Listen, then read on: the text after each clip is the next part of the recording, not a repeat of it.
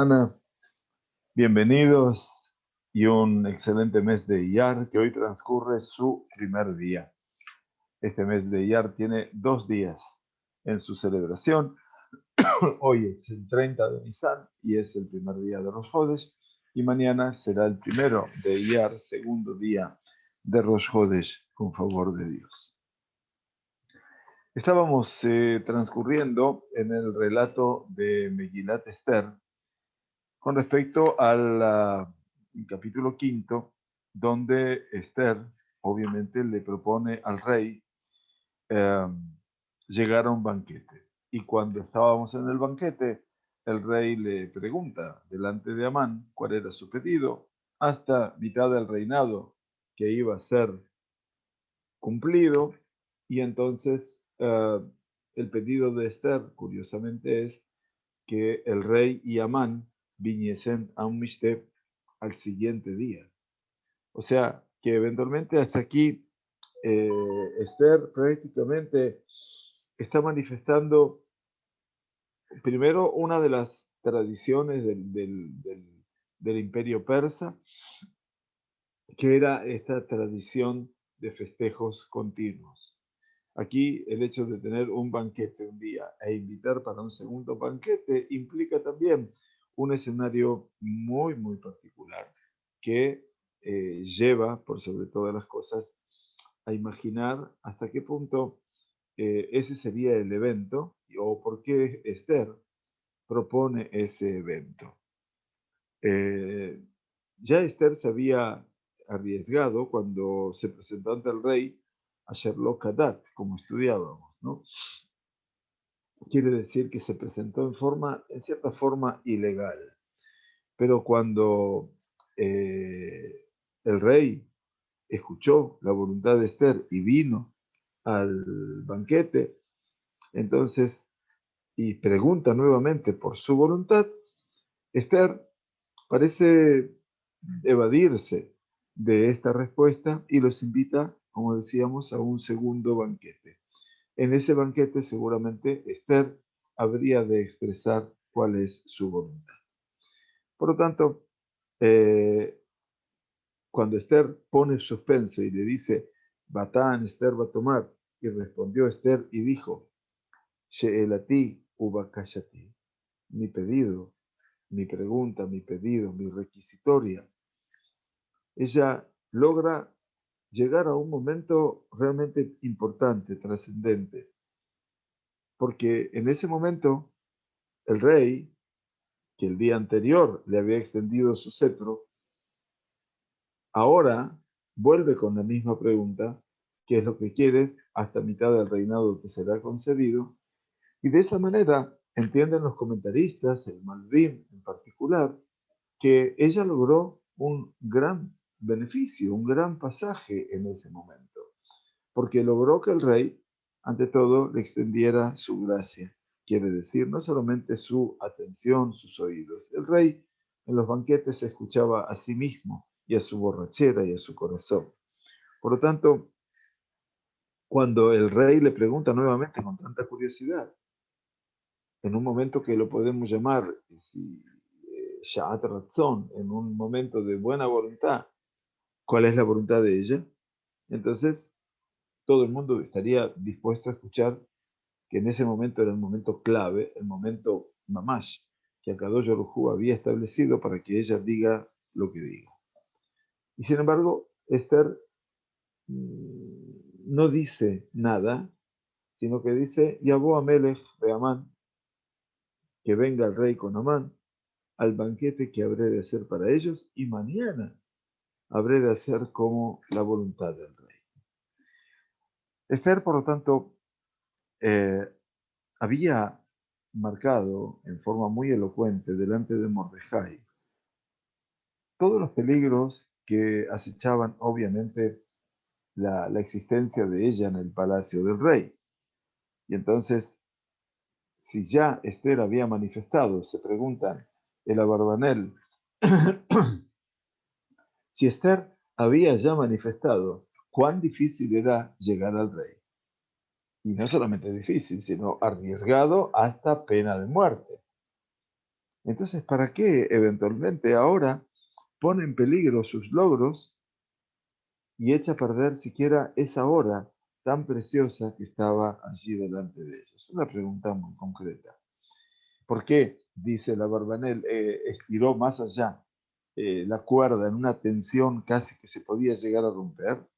Dice, tal vez la paciencia del rey se habría de terminar y entonces en ese momento él la habrá de acusar de querer distender o impedir los programas reales, que en este caso el rey estaba consustanciado con lo que Amán había decretado. O sea, el rey no es, no es impune a ese nivel.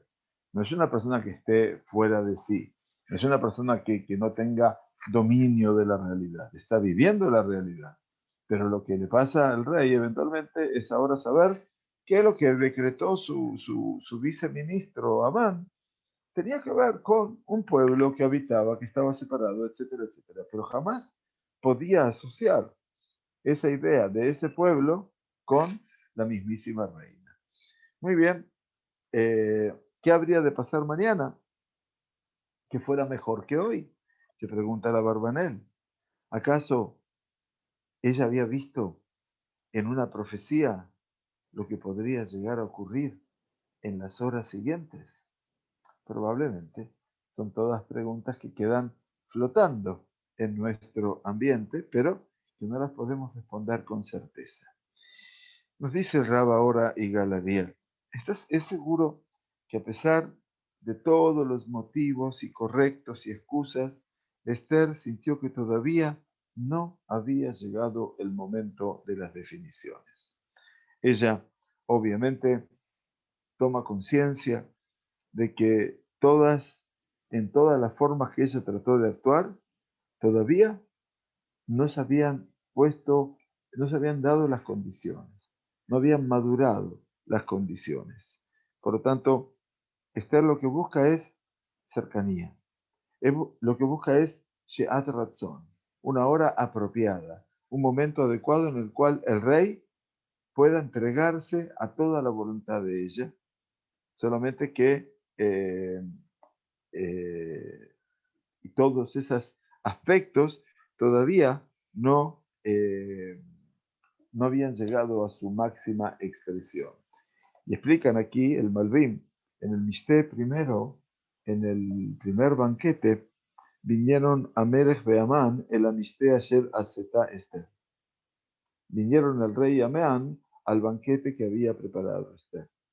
Quiere decir, no hay una relación intensa entre los convidados al banquete. Solamente en el banquete segundo, y ahí es interesante lo que dice el Rabariel, Vayabó a Melech Beamán, Lishtotim Esther. Y vino el rey con Amán, ¿sí? Para beber con Esther. Quiere decir que en el segundo banquete ya hay una relación entre todos. Ahora ya estamos creando una atmósfera determinada. Podremos llamarla de mayor confianza, de mayor relación, un espacio donde las cosas eventualmente puedan darse de una manera diferente. Bien, entonces, si ella tenía voluntad, explica el Malvin, de alterar, de complicar las relaciones entre Hashverosh y Amán, si quería tensar la cuerda eventualmente y aumentar las sospechas de ambos, entonces eso en el primer banquete no existía, porque cada uno llegó desde su lugar, desde su trabajo, desde su locura. El Ahasverosh llega desde su poder y con realidades fantasiosas. Hamán llega desde su casa totalmente convencido de que el rey solamente lo va a favorecer y le ha dado todo el poder eventualmente en Persia. Por lo tanto, la definición de la Borbanel, la repito ahora, la transmito ahora, es que este dudar de Esther y su pedido de querer postergar la decisión hacia mañana para plantear su pedido, nos revelan a nosotros una profunda comprensión y tendencia de Esther a comprender también el desarrollo de los acontecimientos. Obviamente, dice el Abarbanel, ella tenía una percepción interior muy importante y esperaba una señal del cielo. ¿Saben lo que dice? En este caso, citado por el Abarbanel, el Ibn Ezra, como dijo Ribi Abraham, dice él, dice, Ijara Esther le daber bayom arishon bemishte yain. Esther se retrasó en hablar en el primer banquete, en el banquete del vino, el día primero. Porque no vio ninguna señal Israel.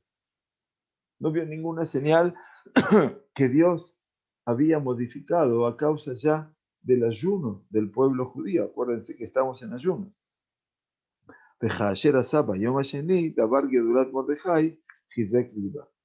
Y como pasó en el segundo día, todo el tema de la grandeza de Mordejai, eso obviamente fortaleció su corazón.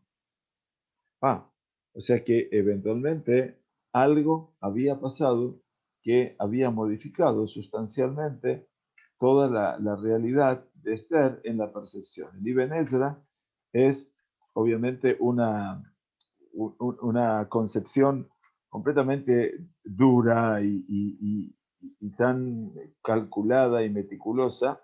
Acuérdense que en el capítulo 6 vamos a tener Balaila Ha'u. Quiere decir, vamos a tener ese momento en el cual la noche esa famosa es la que llevó a cambiar todo el desarrollo de la historia. Pero ¿qué le precede a todo eso?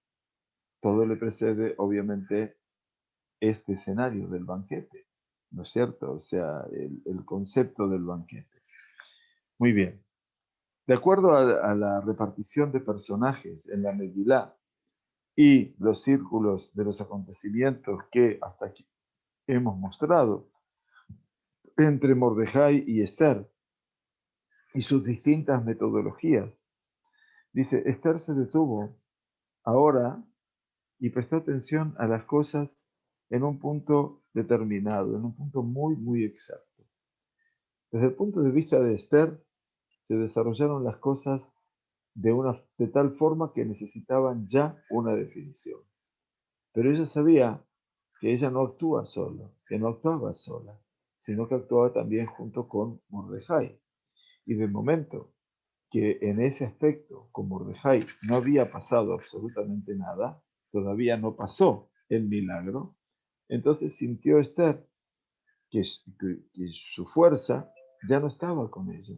Y por lo tanto tiene que intentar y esperar hasta que las cosas se vuelvan a juntar. Quiere decir que así como ella había sido aceptada milagrosamente y no fue muerta, también tenía que cambiar la suerte de Mordejai. Quiere decir, nosotros estamos en este primer banquete. Lo que va a venir después del banquete este es que queda flotando la invitación para el día siguiente. ¿Y qué va a pasar a la noche? A la noche va a estar el sueño de Hashverosh. Allí está el titiritero, como yo digo, el mayor titiritero del universo, que es nuestro creador, que en última instancia está generando este espacio, ¿no? Viene el banquete, mañana voy a decirlo, Esther está esperando que, así como se modificó su realidad con respecto a Hashverosh y fue aceptada, está esperando que pase algo con Mordejai. Por lo tanto, insisto, esa noche, cuando terminó el primer banquete, esa noche el rey estaba con un insomnio tal que no lograba conciliar su sueño. Y entonces, allí, en esa noche, se definió toda la realidad de Mordejai. Entonces, después de eso, seguramente ahora podía estar, entrar en acción y decir con seguridad, un hombre enemigo que nos está oprimiendo, que nos odia, Amán, este perverso, nos está llevando a eso. Eso lo pudo decir en el segundo banquete. Y el segundo banquete vino después de esa noche en donde el rey, obviamente, tuvo insomnio. Por lo tanto, se cierra la Barbanel su comentario y dice, la postergación del pedido para el día siguiente no es una evasión de parte de Esther. Obviamente, el hecho de que ella vuelva y reitere, obviamente, todo este escenario de confrontación con Amán, lo mantiene en un perfil que todavía está el suspenso allí, están los puntos suspensivos. No sabemos verdaderamente sobre qué lado Esther habrá de hablar, pero obviamente ella lo tiene todo muy pensado ya, ha profundizado mucho la realidad, ella ha comprendido la raíz del conflicto, o sea que todo aquello que al principio Mordejai le dijo, no te hagas problema, si tú no te haces cargo de esto, seguramente no sé si tú y la casa de tu padre permanecerán vivos, y la salvación para los judíos vendrá de otra parte. Esther comprende en ese momento, y por eso Batit Jaljal Amalcá, por eso se conmueve, por eso ya no tiene forma de poder sino jugarse su pellejo, se puede decir así, frente al rey.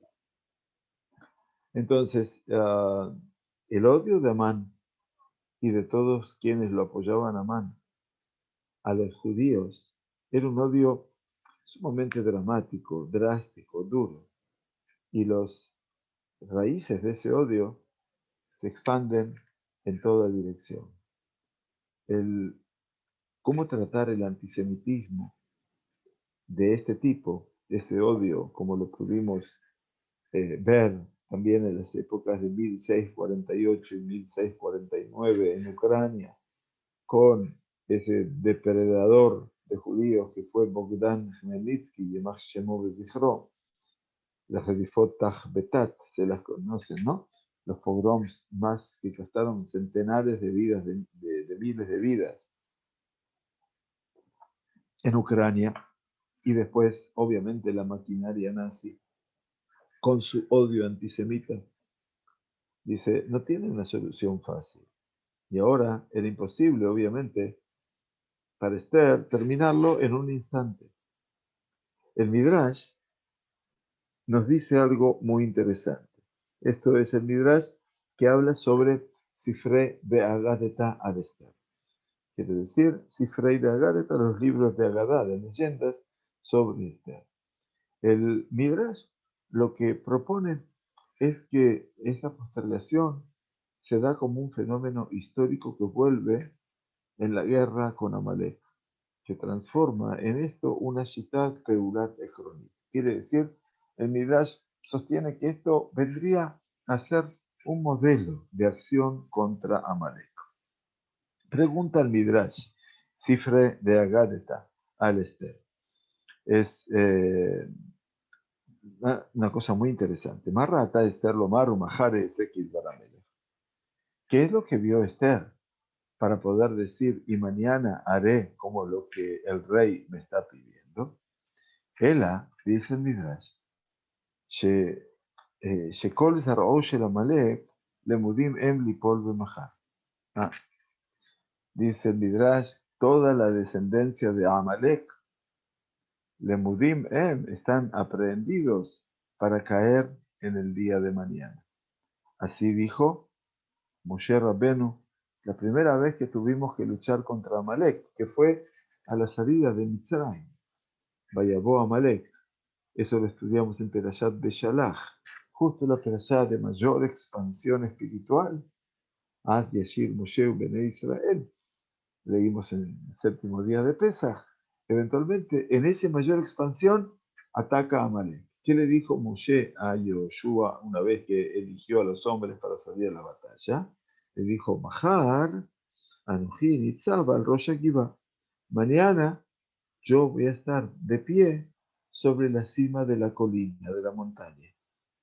Mahar. Y lo mismo pasa con Shaul. En el primer libro de Shmuel, cuando dijo Shemuel a Shaul, Kaet Mahar, Eshlach lecha ish. Como al día de mañana, te mandaré delante de ti un hombre. ¿Y todo esto qué quiere decir? Dice, en este caso, hay aspectos que van a ser definidos en el día de mañana. Y esos aspectos que se dirimen en el día de mañana, están relacionados con Amalek.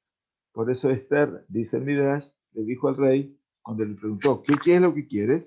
Ella dijo, venga el rey Amán al banquete que preparé para ellos mañana, y entonces diré lo que yo pienso, o diré lo que tengo que decir. Por lo tanto, en oposición a Amán y a Amalek, que son, bueno, como todos los antisemitas, ¿no? Actúan con presura, con premura, eventualmente. Amán y Amalek actuaron muy rápidamente. Entonces, Am Israel también actuó como él, como al revés de él, ¿no es cierto? Como las aguas del Shiloah, como las aguas de la fuente del Shiloah, debajo del templo de Jerusalén, que van muy lentas. Entonces, eso no significa que uno se anula frente a la realidad del mundo, ¿no es cierto? Entonces, lo que hace es que cada uno va en su tiempo. Así como le dijo Jacob a Esab, vaya, cuando Esab le dijo, bueno, vamos juntos, vení conmigo hasta Seir. Y Jacob dijo, no, mis hijos son pequeños, no era verdad. Y el gran vacuno, el que tiene un ganado vacuno muy grande que tiene que parir, etcétera. Anojí etna alá leiti, le dijo Jacob a Esab, yo me voy a conducir lentamente, yo voy a ir en mis tiempos. Y eso es lo que hace Esther, a diferencia de Amán y de Amalek. Amán y Amalek se apresuran, siempre están allí, esperando dar el golpe furtivo. Israel está esperando. Muy bien. Entonces, cuando nosotros llegamos a ese escenario, decíamos en la semana pasada que estábamos estudiando la Megilá, les mostraba entonces cómo el capítulo quinto nos llevaba, obviamente, a un escenario muy particular. Y el escenario particular tenía que ver con, bueno, cuál era el pedido de la reina. Y entonces nosotros vimos en el capítulo quinto, lo estamos poniendo aquí para que todo el mundo lo pueda leer conmigo. Si bien la Megilá casi la conocemos, nunca la conocemos totalmente, ¿no? Entonces aquí lo que nos decía el capítulo, que al tercer día Esther la recibió y le dijo, ¿qué deseas, reina Esther? Cualquier cosa que me pidas, hasta la mitad del reino te será concedida. Y le dijo Esther, si le parece bien al rey, venga al rey Amán con él al banquete que he preparado para él. Que he preparado para él, ahora. Entonces, y ordenó el rey, llámese presto a Amán, etc. Y, por supuesto, de tal suerte que el rey y Amán vinieron al banquete que había preparado Esther. Y a los brindis le dijo el rey Esther, cualquiera sea tu petición te será concedida. Y cualquiera sea tu requerimiento, aunque sea la mitad del reino, he de cumplir. Y le contestó Esther, mi petición y mi requerimiento, como dejando abierto el renglón. Si he hallado gracia a los ojos del rey y si agradare el rey cumplir mi demanda, consisten por ahora en que el rey y Amán vengan nuevamente al banquete que les prepararé mañana. Y entonces haré como el rey ha dicho. Bien, hasta aquí era donde habíamos llegado y ahora vamos a tratar de ver la segunda parte, ¿no es cierto?, de los próximos 6 versículos, donde dice, y se fue Amán ese día radiante de alegría y corazón gozoso. O sea que el hombre este estaba en su gloria.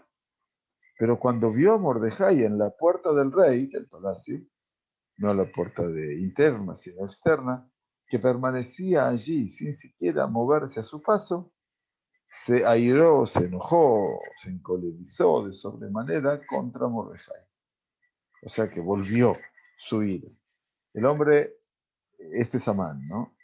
Sin embargo, Amán se contuvo, increíble, Baitapak, y fue a su casa e hizo venir a sus amigos, sus amantes, dice la Megilá, y a Zeresh, su mujer. Y por lo tanto, ¿qué nos dice la Megilá? La Megilá nos dice, y habló Amán con ellos sobre la gloria de sus riquezas y la multitud de sus hijos, y acerca de cómo le había promovido el rey al rango que detentaba sobre los príncipes, por sobre los príncipes y los servidores del rey. Ya después veremos, ¿no es cierto?, esto que representa la gloria de sus riquezas, por un lado, y lo que es la multitud de sus hijos. ¿Qué significa esto de la multitud de sus hijos? ¿A dónde está dirigido ese comentario? Bueno, pero algo más tiene que decir Amán.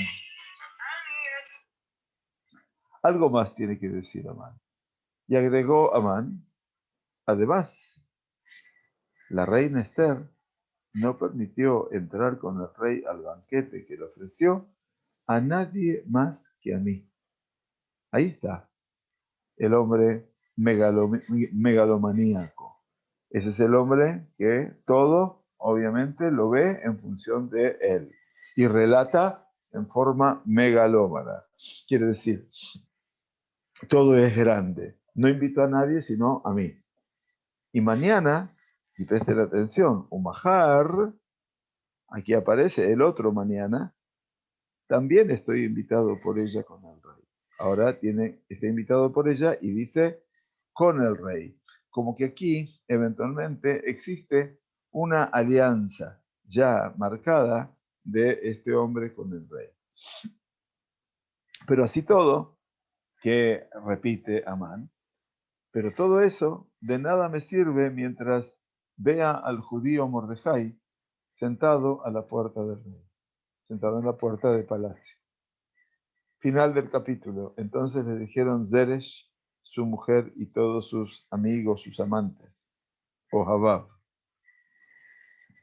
hágase una horca de 50 codos de altura, nada más y nada menos, para que vean lo que es la enfermedad antisemita y de cuánta megalomanía hay también, mitomanía, también en la creación de una historia y por otro lado de la megalomanía, todo lo grande.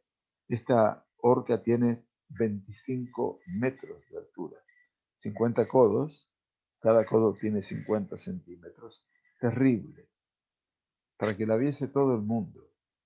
Y dile por la mañana al rey que tenía que volver a palacio, ya hora de la noche, que Mordejai debe ser colgado allí. Y luego podrás ir tranquilamente con el rey al banquete. ¿No? Esto es Rabot Mahashabot de Levish, como dice David Amelech con tanta sabiduría. Muchos son los pensamientos, las reflexiones en Belev Ish, en el corazón del hombre. Ba'atzat Hashem itakum. Pero todo lo que propone, el hombre propone, pero como dice el dicho, Dios dispone. Bueno, entonces cuando le dijeron esto, la cosa agradó a Amán, el hecho de hacer un árbol para colgarlo, una horca, y que ordenó que se hiciera la horca. Este es el escenario. Esto es lo que nos espera. Bien, entonces veremos cómo se relaciona todo este último relato con lo que estamos estudiando nuevamente. El encuentro renovado, nos dice el Rab, ahora estoy compartiendo con ustedes los comentarios del Rab Igal Ariel Shlita, un gran docente que trabaja en el norte, en la Úlpena de Hispin, una hermosísima localidad al norte de Israel, en Ramat Golán, en las alturas del Golán, que realmente es un lugar maravilloso. Hicimos allí 2 Shabbatonim con los sudamericanos y latinoamericanos, así que esperemos que tengan el mérito algún día los que todavía no llegaron de poder también acompañarnos a algún Shabbatón, que se renueven, si Dios quiere, próximamente. Este encuentro renovado de Amán y Mordejai, después del banquete de Esther, abre otro círculo agregado al conflicto, otra etapa. Pero ahora, ¿qué pasó? Dice, sin embargo, Amán, ¿qué pasó? Perdón, y fue Amán en ese día radiante, etc. Pero cuando vio a Mordejai en la puerta del rey, ustedes ya lo notaron, que permanecía allí sin siquiera moverse a su paso, o sea que lo cambia, lo za, que no se levantó, que no nada, cuando pasaba airóse sobremanera. O sea, ¿qué le pasó? Entonces, Amán está furioso. Baimale Amán al Mordejai Gema. Se encolerizó mucho. O sea, que esto agrega una etapa más a este conflicto. Y obviamente ahora la confrontación sube un punto más. Quiere decir que en el circuito interior se abre una guerra personal directa entre ambos, que Esther no forma parte de la misma, porque Esther está dentro del palacio. Ella no vio todo esto.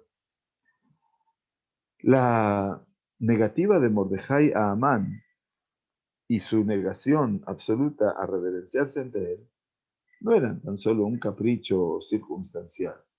Mordejai lo hacía todos los días, aún cuando le habían notificado las consecuencias gravísimas que habrían surgido de esa confrontación de él, individual, y el peligro que eso conllevaba para todo el pueblo de Mordejai.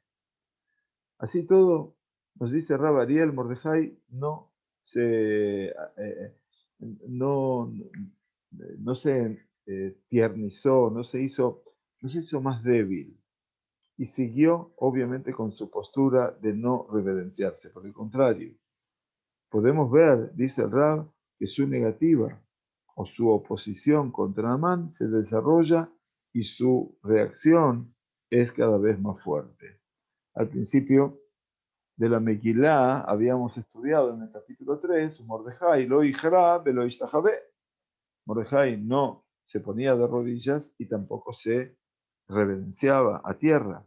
Pero aquí, después del decreto, ya el decreto de matar a todos los judíos, las cosas son dichas en una forma mucho más aguda. Velo kam, velo za mimeno. Quiere decir, ni siquiera se movía a su paso.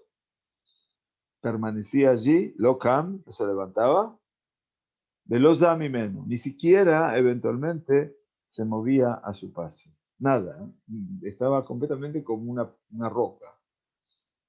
No solamente que no había arrodillarse delante de él, sino ningún movimiento o relación con lo negaba completamente a Amán. En paralelo a todo esto, paralelamente, se desarrolla también una reacción de Amán. Esta nueva confrontación, este nuevo choque, este nuevo conflicto con Mordejai, hace que su enojo se eleve mucho más. Y esta vez elige ya no ir alrededor de todo esto, sino quiere ir a un enfrentamiento total con Mordejai mismo y actuar contra él, no solamente contra el pueblo judío. Él quiere actuar contra Mordejai. Tenemos que ver que en principio, dice Rab Ariel, Amán temía de Mordejai y por lo tanto siempre trató de evadirse de una confrontación directa con él y trató de pelear con él por medios de los decretos que él había decretado contra los judíos. Ahora que el estatus de Amán había sido más privilegiado en el patio del rey, y él fue invitado junto con el rey a ese banquete con la reina Esther, eso implicaba ya una realidad diferente. Entonces ahora su sensación de seguridad personal había crecido y por lo tanto decide dar un enfrentamiento frontal, vale la redundancia, ir a una pelea frontal con Mordejai. Para nuestro asombro, le era mucho más fácil a Amán exterminar a todos los judíos que enfrentarse con uno de ellos, que con Mordejai.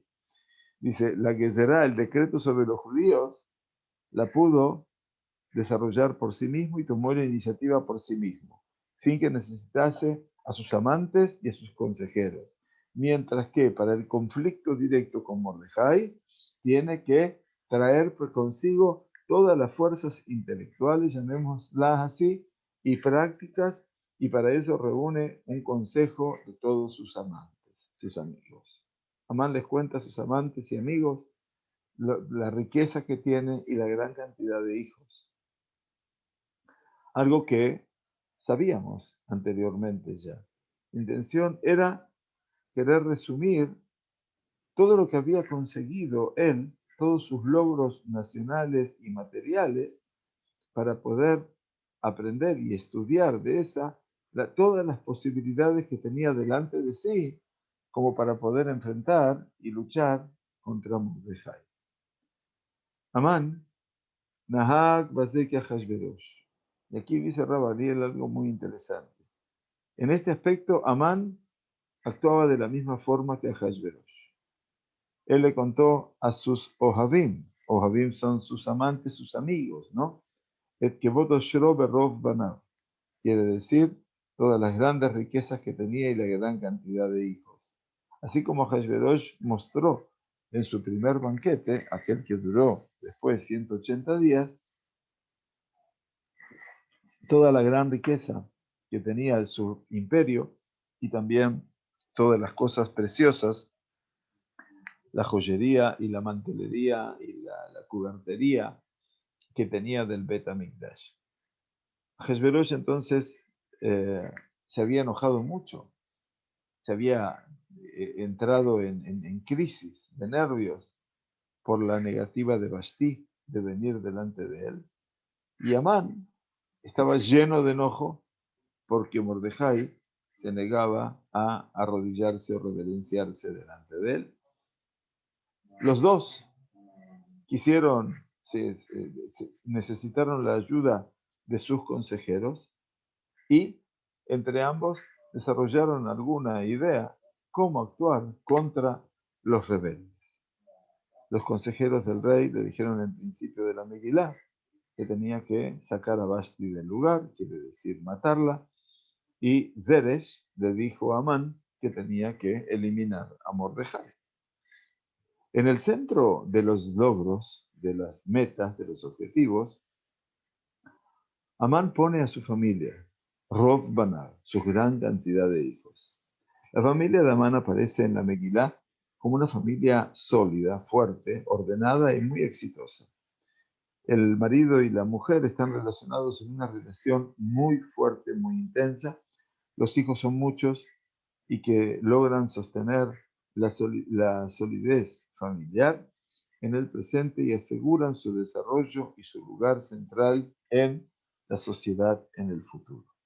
Pero frente a todo esto, las familias que están descritas en la Megilá, en la casa de Israel, esas familias están todas, absolutamente todas, quebradas y débiles. La familia de Mordejai y sobre sus hijos, la Megilá no nos dice absolutamente nada. Esther quedó huérfana en su juventud y no tiene ni mamá ni papá. Mordejai la tomó como hija, como estudiamos en principio, pero esta obviamente era una familia artificial, dice el Rab. De acuerdo a los Jajamim, quiere decir, se transformó la relación esta en una casa verdaderamente. Y así todo, esa relación se rompió cuando Esther fue tomada al palacio de Ahasverosh. O sea que si era la esposa, finalmente, como estudiábamos, de Mordejai, esa relación terminó de romperse cuando Esther es llevada hacia el palacio real. Es posible que esta descripción venga a expresar, nos dice el Rab, un aspecto agregado de lo que representa el azón, la desgracia de lo que es el exilio, la diáspora. No solamente, es un déficit, una carencia nacional del Estado, sino también es una enfermedad que que va destruyendo, que va corroyendo, que va influenciando sobre cada individuo, hombre y mujer en su hogar. El pueblo que ha sido llevado al exilio y que sufre las consecuencias del exilio, le falta lo que es la vitalidad, le falta la alegría del vivir. Se encuentra amenazado permanentemente y sufre, inclusive dentro de la familia, del molde de la familia, que es una familia como la familia del pueblo judío en Persia, que se va obviamente descomponiendo y se va empobreciendo. Al comienzo del Galut, cuando fue el comienzo de Galut Babel, cuando Jeremías se dirige a los Golim, quiere decir a los exiliados en Babel, y los conduce, obviamente, en sus caminos para que puedan sobrevivir, trató de convencerlos a ellos de no dejarse someter, de no dejarse malgastar en la sociedad galútica del exilio y no tornarse, no caer en la sensación de pérdida, de debilidad, obviamente, y de prácticamente de desesperanza. Dice los Jajamim, dice, Tehushak azot kayemet gam bimei hurban shelachar bait sheni. La misma sensación, esto pasó en el primer templo, la misma sensación se dio en Israel, en el pueblo judío, durante los días de la destrucción del segundo templo de Jerusalén. Porque los dolientes de Sion decían, Miyom shepashta malchut harsha'a, desde el día en que extendió sus brazos el malvado imperio, Shegozeret alenu gezerot raot bekashor, ese imperio dramático, que estamos en el siglo II de la era común, y el imperio de Adriano, el César, a partir de allí fue lo más sangriento, lo más mortal para el pueblo judío. Dice que desde el momento que este imperio extendió, el imperio del mal, extendió sus brazos, que decreta sobre nosotros decretos de los más perversos y los más duros, y anula de entre nosotros el hecho de poder estudiar Torah y cumplir mitzvot, ve'en manaja tutanu likanes le shavua aben, tampoco nos permite a nosotros ingresar en la semana de nuestro hijo, quiere decir el Brit Milá. Entonces dijeron los Jajamim en la Gemara, Din hu shenigzor al atzvenu shelo lisai shaul banim. Deberíamos establecer una norma, una halajá, ahora en la existencia del pueblo judío, que no nos casemos para no tener hijos. Benimtzaz darush el Abraham Avinu kaleme elad. Y de esta manera, la descendencia de Abraham Avinu terminará extinguiéndose. Ela anach laem de Israel. ¿Sabes qué? Dijeron los Jajamim, déjalos. Permíteles que hagan lo que están haciendo, aunque sean idólatras en este momento y se pierdan entre las apetencias de los persas y los recuerdos frustrados de los babilonios. Mutav sheyushu gekim. Es mejor que el pueblo de Israel alcance el nivel de Shegagá, eventualmente de un error involuntario, y que no lo hagan en forma mamash sin atenuantes, o sea, que lo hagan adrede, mesdidi. Quiere decir, estamos frente a un escenario sumamente triste, ¿no? Y toda la familia judía descompuesta. Entonces, lo que el profeta Jeremías quería era que el pueblo de Israel reconozca al Galut como un factor divino y que ese Galut tenía un tiempo determinado, en realidad tenía 70 años. Y por lo tanto, deberían comportarse en ese Galut, en ese exilio, en forma normal para prepararse para la Geulá, para la redención que habría de venir después de ella. Y esto es eventualmente el escenario que nos, que nos cabe a nosotros, porque es muy importante que entendamos ese punto, ¿no? Entonces, para la redención que habría de venir después de ella. Porque dice así Irmiau, Quijo amar Hashem, porque así ha dicho el Todopoderoso, Ki lefi melot le Babel shivim shana, pues de acuerdo a cuando se cumplan con Babilonia 70 años, del momento que se llevó al pueblo judío al exilio babilónico, Efkod etchem, os recordaré y visitaré a vosotros, me haré presente en vosotros, Bahakimoti alejem et divrei et devarai atov, y habré de cumplir con vosotros mi palabra buena, leashiv etchem el hamakom hazeh, para hacerlos retornar a vosotros a este lugar. Se refiere a la tierra de Israel, no hay ninguna duda. Por lo tanto, en el centro de las indicaciones, de las enseñanzas de Jeremías, el profeta, está la familia, está el casamiento, están los hijos. Así dice Jeremías en su capítulo 29, que es hermosísimo, Benu batim ushevu beniteu ganot beichlot kiryan. Construid casas, asentaos en la tierra, plantad jardines y comed de sus frutos. Quejú nashim veolidu banim ubanot. Tomad mujeres, casaos con mujeres y dad a luz hijos e hijas. Juli bnehem nashim beet benotehem tenu leanashim. Y a vuestros hijos, tomad para ellos esposas, y a vuestras hijas, dadle a ellas maridos, beteladna banim ubanot, a fin de que puedan también ellos dar a luz hijos e hijas. Berrabusham bealtim atu. Mientras que habrán de prodigarse allí en cuanto a hijos y no disminuir esta realidad del pueblo judío. Capítulo 29 de Irmiyahu, vale la pena que en algún momento hagamos un pasaje por ese libro, porque estudiar la profecía de Irmiyahu es muy importante. Mordejai y Esther acostumbran en la Megilá, en su relación con Ahasverosh, de acuerdo a esta pauta de Jeremías. Bedirshu et shalom air asher igleiti etchem shama.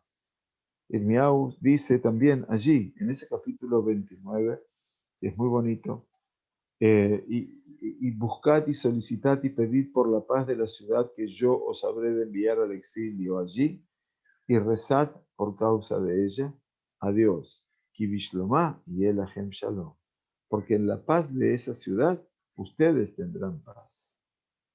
Importante, ¿no? Y esto es para, bueno, para todos los judíos que viven fuera de Israel, obviamente. Es importante también que, bueno, estemos en una relación en la cual podamos pedir por la paz del gobierno, que no altere la relación con el pueblo judío, máxime en estos tiempos críticos de Sudamérica y de Latinoamérica con el coronavirus. Ulam dice, sin embargo, el principal mandato de Jeremías es Berrabu be'altim atu. Multiplicaos, sed muchos y no os disminuyáis. Quiere decir, eso no lo encontramos en la Megilá. Y este punto obviamente se da en la casa de Amán, o sea, no en la casa de los judíos, porque dice Berrob Banam, por su gran proliferación de hijos. La enseñanza de esta perashá es, de acuerdo a lo que podemos observar, que debemos aprender, obviamente, del estado de salud familiar de Amán. Finalmente, al final de la Megilá, también se ocupa de fortalecer el marco familiar cuando dice que la alegría de Purim tiene que hacerse fundamentalmente en el marco de la familia. Así nos dice la Megilá al final, Mishpachá u Mishpachá. Quiere decir que el marco de Purim tendrá que verse relacionado fundamentalmente con eso que es familia y familia. Bien, muy bien. Entonces aquí hemos pasado revista a gran parte de lo que representa entonces los motivos de esto y vamos a retomar con favor de Dios. Calculamos en 2 semanas. No sé si la semana próxima voy a poder tener cursos, pero en principio vamos a retomar en el tema que dice Yasu Etz Gavoa Hamishim Amah, que hagan un árbol muy elevado del tamaño de 50 palmos y que tiene que ver fundamentalmente 50 codos, que tiene que ver con 25 metros. Eso es la búsqueda de Amán y de lo que le dice Zeresh y toda su familia. Bien, y entonces a partir de allí comenzaremos con favor de Dios el capítulo 6, ya acercándonos a la recta final de los cambios entre Amán y su familia y Ahasverosh, el rey. Bien, bueno, agradecerles entonces, elevar nuestro sheur al final, de Ilui Nishmat, de, eh, del Rab Rafael Zerahia Ben Berta, Nishmato Zerudá Bitzura Haim, y Leavdil, y también de Ilui Nishmat de mi suegra, Rachel Slotki Bat Isaac Ersh, Nishmata Zerudá Bitzura Haim, que se cumple ahora en la antesala de Yom Ha'atzmaut, un aniversario de su fallecimiento, y Leavdil, entre aquellos que han partido de este mundo físico, también la refuash lema de todos aquellos que queremos que Kadosh Baruj Hu envíe su refuash lema, particular a un bebé llamado Tinok, todavía no tiene nombre, Ben Daniela, y a su señora mamá, Daniela Bet Bat Yosef, que Kadosh Baruj Hu les envíe refuash lema, y también a la mamá, a la parturienta, y a Ara Nicole, Bat Zamir, que ayer tuvo el Brit Milá de su tercer hijo, un bebé, que no recuerdo ahora el nombre, pero que tenga también refuash Shema, Tinok Ben Yara Nicole, que Kadosh Baruj Hu les envíe refuash Shema. Muy bien, muchas gracias por vuestra presencia y con favor de Dios nos eh, estaremos en contacto. ¿Mm? Muy bien, gracias a todos.